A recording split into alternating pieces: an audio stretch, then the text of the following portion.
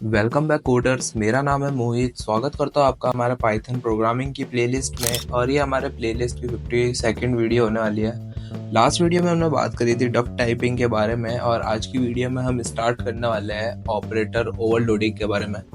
और ऑपरेटर के बारे में हमने पहले भी बात कर रखी है। ऑपरेटर्स क्या होते हैं? सिंपली अगर आपको परफॉर्म कराना है ए प्लस बी, तो ए और बी तो हमारे हो जाएंगे ऑपरेंड, और जो प्लस सिंबल है बीच में वो हमारे हो जाएंगे ऑपरेटर। पाइथन में काफी सारे ऑपरेटर प्रेजेंट होते हैं। एरिथमेटिक ऑपरेटर होते हैं, लॉजिकल ऑपरेटर होते हैं, और भी काफी सारे ऑपरेटर होते हैं। अगर आपने हमारी ऑपरेटर्स वाली वीडियो नहीं देखी है तो आप ऑपरेटर्स वाली वीडियो को भी जाके चेकआउट कर सकते हैं। और आज की वीडियो में हम बात करेंगे किस तरीके से आप ऑपरेटर्स को ओवरलोड कर सकते हो। चलते हैं हमारी कंप्यूटर स्क्रीन में और देखते हैं ऑपरेटर ओवरलोडिंग होता क्या है। लेट्स से मैंने यहाँ पर मैं पाइथन के प्रोग्राम में आ चुका हूँ। मेरे को सिंपली यहाँ पर एक प्रिंट कराना है। लेट्स से मैं एक ए नाम का वेरिएबल क्रिएट करता हूँ जिसके अंदर मैं 5 को स्टोर करूंगा। बी नाम के वेरिएबल क्रिएट करूंगा जिसके अंदर मैं 6 को स्टोर करूंगा। अगर मैं यहाँ पर कराऊँ प्रिंट ए प्लस बी, तो यहाँ पर क्या आउटपुट में आएगा? ए प्लस बी। सिंपली यहाँ पर हमारा आउटपुट में आ जाएगा 11, और ये 11 यहाँ पर हमारा आउटपुट में आ गया। अगर मैं यहाँ पर करता हूँ, यहाँ पर ए 5 और 6 को स्ट्रिंग में कन्वर्ट कर देता हूँ, और अब मैं इसको रन करूंगा तो अब क्या हुआ? अब यहाँ पर हमारा 56 आ गया। तो ये क्यों हो रहा है? सबसे पहले बार जब मैंने यहाँ पर प्लस ऑपरेटर का यूज किया तब यहाँ पर दोनों नंबर्स की बात हो रही थी। सेकंड बार जब मैंने प्लस ऑपरेटर्स का यूज किया तब दोनों स्ट्रिंग की बात हो रही है। अगर मैं एक नंबर और एक स्ट्रिंग की बात करूं, मैं एक को नंबर कर दूं और एक को स्ट्रिंग कर दूं, तो यहाँ पर आप देखिए अब यहाँ पर हमारी एरर आ चुकी है। और यहाँ की एरर क्या आ रही है? कांट कॉन्कैटिनेट इंटीजर और स्ट्रिंग, यानी प्लस ऑपरेटर का यूज करके आप इंटीजर और स्ट्रिंग को ऐड नहीं कर सकते।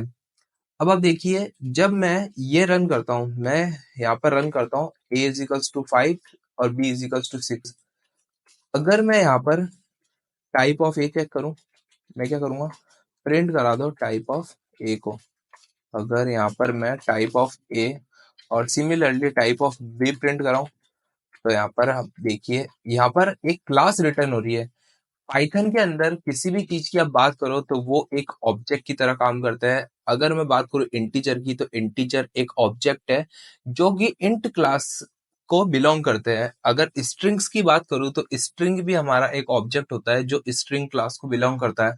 अगर मैं इस 6 को एक स्ट्रिंग में कन्वर्ट करके अब इसका टाइप चेक करूं, तो यहाँ पर आप देखिए, यहाँ पर मेरे को इसको कमेंट आउट करना पड़ेगा। और अब मैं इसको रन करूं, यहाँ पर आप देखिए हमारी एक स्ट्रिंग और एक इंटीजर क्लास सिंपली रिटर्न हो रही है।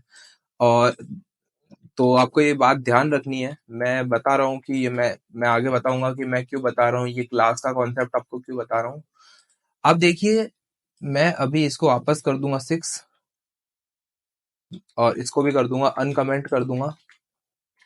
सिमिलर आप देखिए कि हमारा ये ए प्लस बी है, ये सिंपली ए प्लस बी है, लेकिन बिहाइंड द सीन क्या काम कर रहा है मैं आपको आज की वीडियो में बताऊं। Behind the scene a plus b किस तरीके से काम करता है। मैंने आपको बताया कि जो भी आपके ऑपरेंड होते हैं, जो भी आपके नंबर्स होते हैं, वेरिएबल्स होते हैं, वो एक ऑब्जेक्ट की तरह काम करते हैं पाइथन के अंदर। 5 आपका एक इंटीजर ऑब्जेक्ट है, तो सिंपली अगर मैं यहाँ पर इंट लिखूंगा, अगर इंट लिख के डॉट यूज करूंगा, तो आप देखिए इंटीजर के काफी सारे मेथड्स हमारे पास अब यहाँ पर अवेलेबल हो गए। इंट ऐड कर दूंगा, इंट सब्ट्रैक्ट करूंगा। अगर मैं यूज करता हूँ इंट ऐड मेथड, और इस इंट ऐड के अंदर मेरे को दो पैरामीटर्स देने पड़ेंगे, a कॉमा बी, और सिंपली इसको पूरे को कॉपी करके अगर मैं यहाँ पर प्रिंट स्टेटमेंट के अंदर प्रिंट करा दूंगा, और अब इस प्रोग्राम को रन करूं, तो यहाँ पर आप देखिए क्या हो रहा है। यहाँ पर a प्लस बी करूंगा तो भी आप देखिए a प्लस बी का एडिशन परफॉर्म हो रहा है। और ये इतना बड़ा मैंने ये लिखा इंटीजर डॉट, और एक कंस्ट्रक्टर यूज करा ऐड नाम का, फिर ये इसके अंदर दो पैरामीटर्स को पास करे। बिहाइंड द सीन ये जो आप लिखते हो, बिहाइंड द सीन आपके ये काम करता है पाइथन के अंदर। ये तो आपके एक मैजिक मेथड है, एक इजी वे कर देता पाइथन में। लेकिन आप ऐसे भी आपके एडिशन को परफॉर्म कर सकते हो। अगर मैं अपने कीबोर्ड का कंट्रोल प्रेस करके अगर मैं आई इंट पे क्लिक करूं, तो आप देखिए यहाँ पर बुलेट इन खुल चुका है। और आप देखिए हमारी एक इंट नाम क्लास है इंटीजर नाम की, जो कि एक ऑब्जेक्ट लेती है। और सिंपली आप देखिए किस तरीके से काम करता है, आप इसको चेक कर सकते हैं। काफी सारे इसके अंदर मेथड्स हमारे पास होते हैं। अगर मैं मेथड्स की बात करूँ तो आप देखिए, आप ऐड पे क्लिक करके सिंपली ऐड वाले मेथड पे भी जा सकते हैं। आप देखिए ऐड वाला मेथड होता है, इसके इसी के साथ में आप फ्लोर नाम का मेथड होता है। और जीटी मेथड क्या करता है, real time greater than values को रिटर्न करता है। आप देखिए किस तरह से काम कर रहा है, रिटर्न कर देगा self dot greater than value. और अगर आपको सब्ट्रैक्ट यूज करना है तो आप यूज कर सकते हो अंडरस्कोर सब SUB और अंडरस्कोर। और मल्टीप्लीकेशन लिखना है तो ऐड की जगह मल्टीप्लाई यूज कर सकते हो। अगर मैं बताता हूँ आपको करके, अगर मेरे को सब्ट्रैक्शन परफॉर्म करना है तो मैं इधर लिख सकता हूँ SUB, मैं इधर लिख सकता हूँ SUB। अब आप देखिए, अब हमारा 5 - 6 -1 यहाँ पर आपको हरा आ चुका है। मल्टीप्लीकेशन भी आप इस तरीके से परफॉर्म कर सकते हैं। बिहाइंड द सीन हमारे क्या काम हो रहा है, हम ये बात कर रहे हैं अभी के लिए। अब देखिए 5 × 6 30 यहाँ पर हमारा आ चुका है। अगर मैं DIV लिखूंगा तो डिवीजन सिंपली परफॉर्म हो जाएगा। तो इस तरीके से हमारा बिहाइंड द सीन काम करता है पाइथन के अंदर। अभी क्या करूंगा, अभी लेट से मैं इस पूरे को कमेंट आउट कर देता हूँ और अभी मैं सिंपली बात करूंगा ऑपरेटर ओवरलोडिंग के बारे में। अभी तक मैंने ऑपरेटर ओवरलोडिंग बताया ही नहीं है, फिर भी आपको काफी सारी चीजें पता पड़ चुकी है पाइथन के अंदर। डीप के अंदर काफी चीजें होती है पाइथन में।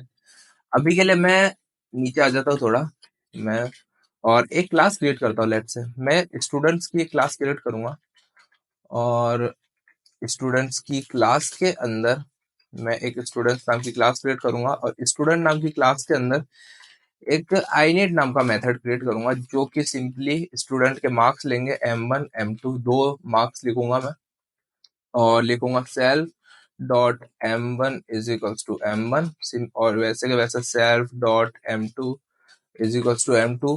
दो इंस्टेंस वेरिएबल क्रिएट कर लिए ऑब्जेक्ट के लिए और दो ऑब्जेक्ट क्रिएट कर दूंगा। S1 is equals to students और हमारे मार्क्स होंगे फर्स्ट स्टूडेंट के 50, 60।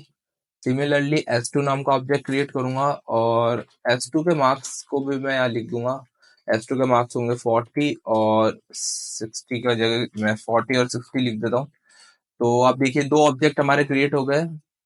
अभी क्या चाहता हूँ, अभी मैं चाहता हूँ एक S3 नाम का वेरिएबल क्रिएट करूंगा और सिंपली S1 प्लस S2 दोनों के मार्क्स मेरे को चाहिए। S1 और S2 के दोनों मार्क्स चाहिए। मैं लिखूंगा result is equals to S1 plus S2। मैं चाहता हूँ कि S1 और S2 के सारे मार्क्स यहाँ पे ऐड होके आ जाए। मैं इस प्लस ऑपरेटर को ओवरराइड करना चाहता हूँ, ओवरलोड करना चाहता हूँ, उसकी उसकी जो डेफिनेशन है उसको चेंज करना चाहता हूँ। अगर मैं इसको अभी रन करूँ तो यहाँ पर आप देखिए हमारी एक अनसपोर्टेड ऑपरेंड टाइप एरर आ गई है। लिखा हुआ है कि आप दो ऑब्जेक्ट पास कर रहे हो और प्लस का यूज करके दो ऑब्जेक्ट को हैंडल करने की कोशिश कर रहा हूँ, लेकिन हमारा प्लस ऑपरेटर ऐसा कुछ काम ही नहीं करता।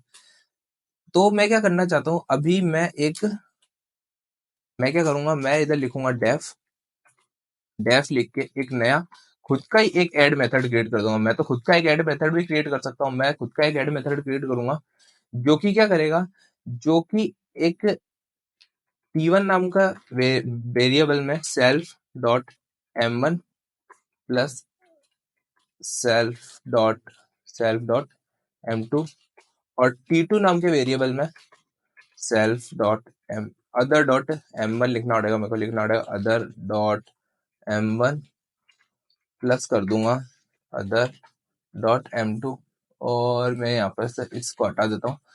तो यहाँ पर मैंने क्या करा, मैंने ऊपर जो ऐड मेथड बताया था, आप देखिए मैंने ऊपर ऐड मेथड बताया था कि ऐड मेथड का यूज करके, सबट्रैक्ट मेथड का यूज करके, मल्टीप्लाई मेथड का यूज करके आप सिंपली किसी भी दो दो ऑब्जेक्ट को प्लस कर सकते हो। हम भी यहाँ पर दो ऑब्जेक्ट पास कर रहे हैं, S1 और S2 हमारे ऑब्जेक्ट ही है और यहाँ पर हमारे 5 और 6 इंटीजर क्लास के ऑब्जेक्ट थे, लेकिन हमारे S1 और S2 स्टूडेंट क्लास के ऑब्जेक्ट है। तो स्टूडेंट क्लास के अंदर ही मैंने एक ऐड नाम का मेथड क्रिएट कर लिया।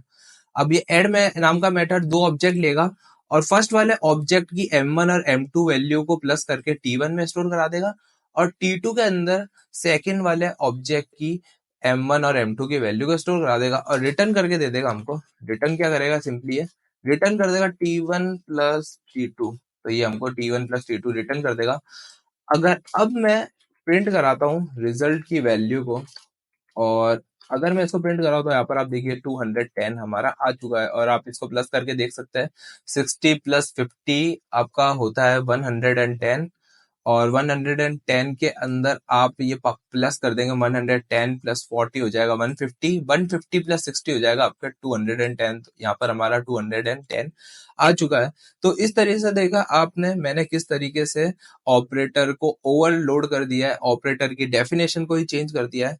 इसी के साथ में हमारे पास अगर मैं बात करूं एक और एग्जांपल के साथ आपको ऑपरेटर ओवरलोडिंग का समझाता हूँ। हमारे पास पाइथन के अंदर एक ऑपरेटर होता है जिससे आप दो वैल्यूज के बीच कंपैरिजन करते हैं। लेट्स से मेरे को कंपैरिजन करना है, if s1 is greater than s2 then print करा दो s1 विंस, और एल्स स्टेटमेंट लिखूंगा एल्स प्रिंट s2 विंस। तो यहाँ पर अगर S1 के मार्क्स ज्यादा होंगे X2 से तो S1 जीत जाएगा, और S2 के मार्क्स ज्यादा होंगे तो S2 जीत जाएगा। एग्जाम्पल ले रहा हूँ, ये मैं सिर्फ आपको चीजें एक्सप्लेन करने के लिए ले रहा हूँ।